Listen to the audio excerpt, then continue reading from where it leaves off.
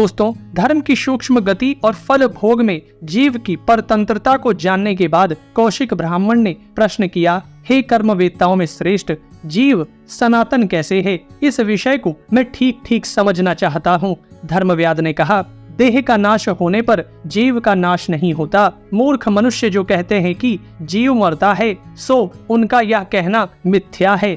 जीव तो इस शरीर को छोड़कर दूसरे शरीर में चला जाता है। शरीर के पांचों तत्वों का पृथक पृथक पांचों भूतों से मिल जाना ही उसका नाश कहलाता है। इस जगत में मनुष्य के किए हुए कर्मों को दूसरा कोई नहीं भोगता।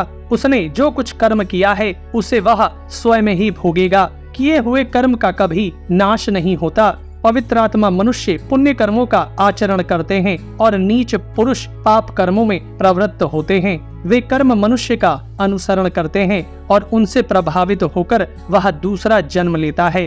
ब्राह्मण बोला, जीव दूसरी योनि में कैसे जन्म लेता है? पाप और पुण्य से उसका संबंध किस प्रकार होता है और पुण्यमयी तथा पापमयी योनियों की प्राप्ति उसे किस तरह होती है?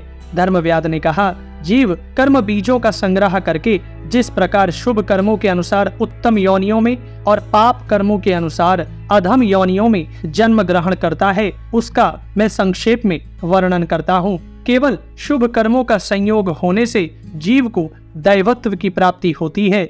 शुभ और अशुभ दोनों का मिश्रण होने पर वह मनुष्य योनि में जन्म लेता है। मोह में डालने वाले तामस कर्मों के आचरण से पशु पक्षी आदि योनियों में जाना पड़ता है और पापी मनुष्य नरक में पड़ता है।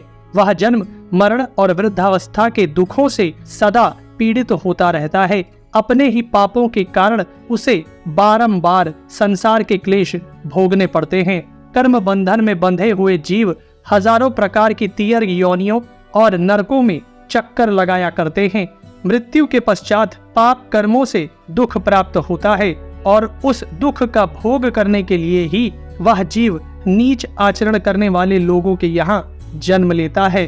वहाँ फिर नए नए बहुत से पाप कर्म कर बैठता है, जिनके कारण कुपथ्य खा लेने वाले रोगी की तरह उसे पुनः नाना प्रकार के कष्ट भोगने पड़ते हैं। इस प्रकार यद्यपि वह निरंतर दुख उठाता रहता है, तथापि अपने को दुखी नहीं मानता, दुख को ही सुख समझने लगता है। जब तक बंधन में डालने वाले कर्मों का भोग पूरा नहीं होता और नए नए कर्म बनते रहते हैं, तब तक अनेकों कष्टों को सहन करता हुआ वह चक्र की तरह इस संसार में चक्कर लगाता रहता है।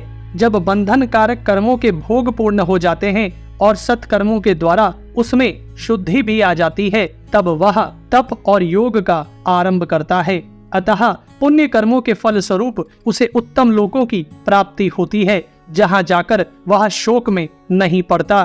पाप करने वाले मनुष्य को पाप की आदत हो जाती है, फिर उसके पाप का अंत नहीं होता। इसलिए पुण्य करने के लिए ही प्रयत्न करना चाहिए। पाप का तो त्याग ही उचित है। जो संस्कार संपन्न, जितेंद्रिय, पवित्र तथा मन पर काबू रखने वाला है, उस बुद्धिमान पुरुष को दोनों ही लोकों में सुख की प्राप्ति होती है। इसलिए प्रत्येक मनुष्य को चाहिए कि वह सत्पुरुषों के धर्म का पालन करे और शिष्टों के ही समान बर्ताव करे। संसार में जिससे किसी को कष्ट न पहुँचे, ऐसी वृत्ति से जीविका चलावे। अपने धर्म के अनुसार ही कर्म करे। बुद्धिमान पुरुष धर्म से ही आनंद मानता है, धर्म का ही आश्रय ग्रहण करता है और धर्म से कमाए हुए धन के द्वारा धर्म का ही मूल सींचता है। इस प्रकार वह धर्मात्मा होता है। उसका चित्त स्वच्छ एवं प्रसन्न हो जाता है तथा मित्रजनों से संतुष्ट होकर वह इसलोक और परलोक में भी आनंदित होता है। धर्मात्मा पुरुष शब्द, स्पर्श, रूप, रस और गंध सभी प्रकार के विषय सुख तथा प्रभुत्व प्राप्त करता है। यह स्थिति उसके धर्म का ही फल माना जाता है। धर्म के फल रूप से सांसारिक सुखों को पाकर जिसे तृप्ति या संतोष नहीं होता, वह ज्ञान दृष्टि के कारण वैराग्य को प्राप्त होता है। बुद्धि के नेत्रों से देखने वाला मनुष्य राग, द्वेष आदि दोषों से युक्त नहीं होता। वह विरक्त तो पूर्ण हो जाता है, पर धर्म का परित्याग नहीं करता। संपूर्ण जगत को नाशवान समझकर वह सबको ही त्यागने का प्रयत्न करता है। तत्पश्चात प्रारब्ध के भरोसे न बैठकर वह उचित उपाय से मुक्ति के लिए उद्योग करता है।